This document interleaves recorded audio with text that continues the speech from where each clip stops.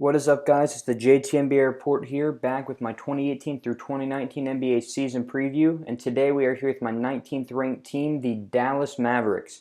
So, Dallas Mavericks has been a very interesting team over the past couple years because they haven't necessarily been known for winning, but they haven't necessarily been known for losing either.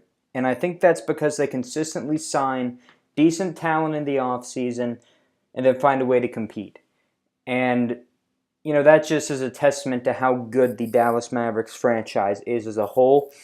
They also got a steal in the draft last year in Dennis Smith, who I think is going to be an exceptional player in the next couple years. And to be honest, before we get into this offseason that they had, I really think they are going to be the winners of the offseason. Now, even though I have them ranked 19, it's not a knock on them. It's just because the Western Conference is that strong. But they are definitely a team that I think could slip into that 8th seed because there's really going to be a four-way race for that 8th seed. So anyways, looking at what they did in the offseason, let's just get right on with it. Luka Doncic, the best player in the draft in my opinion. I think that alone should give them a victory.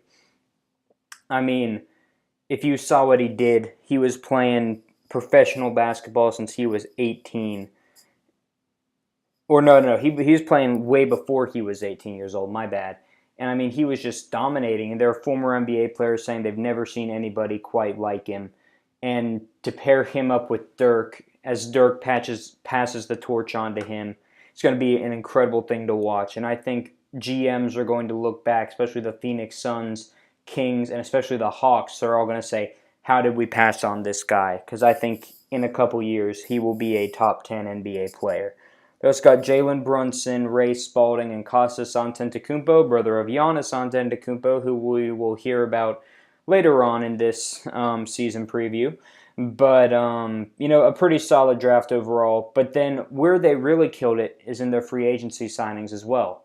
Right off the bat, an all-star. They got DeAndre Jordan, who had whiffed on them a couple years ago, and now he finally comes back to make things right. Now, oddly enough, he signed a one-year deal, which I think next offseason is shaping up to be a big one. So we'll just have to see what happens. I think if they have a good year, he'll re-sign. And, DeAndre is very good on defense. I don't know how his offensive play will be.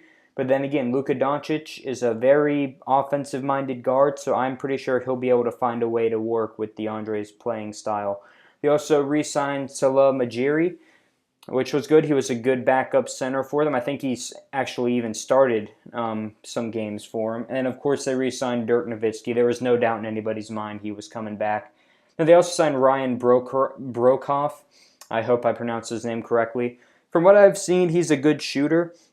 It looks like he'll be playing the shooting guard / small forward position, so that could be good. Once Harrison Barnes goes on the bench, maybe he'll be able to provide some offensive firepower for them. And then they lost Doug McDermott. That's not too big of a loss for him. I think the two bigger losses was Seth Curry because he just provided a insane level of offense. Not quite like his brother, but, he's still a good player. And Nerlens Noel, I never really saw how he was fitting with the Mavericks. So I don't really count that as a big loss. But, it definitely will hurt considering they gave up Justin Anderson, who was a good player for them in order to acquire Nerlens Noel.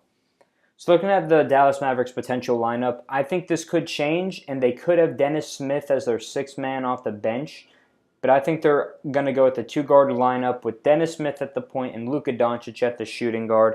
I just think Luka is probably going to be the main ball handler, and Dennis Smith is going to play off the ball. We'll see how that whole dynamic works, but I think it'll work out fine. Harrison Barnes, who's been very good on Dallas, I think he has cemented himself that he is a top 10 small forward in the NBA. He'll be starting there. Dirk will most likely start at power forward. I could see them starting Powell and bringing Dirk off the bench.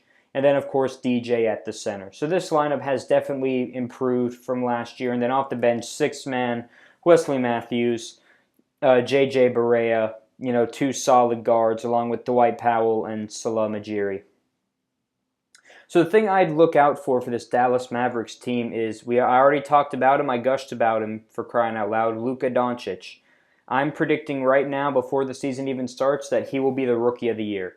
I think that the Rookie of the Year finalists are going to be him, Kevin Knox from New York, and DeAndre Ayton from the Phoenix Suns. And I think overall Luka Doncic is going to have a heck of a year, and look out for him to be a future All-Star and a staple in the NBA, and pretty much a staple all over the world, because this will really be the first time that a European prospect has come in and been better than an American prospect. I mean, I hadn't really thought about that before this draft, but I mean, it's true. You know, there have definitely been some good European players, but this is going to be the first time that a European player was taken within the top 5 and will most likely dominate and become the best player out of this draft.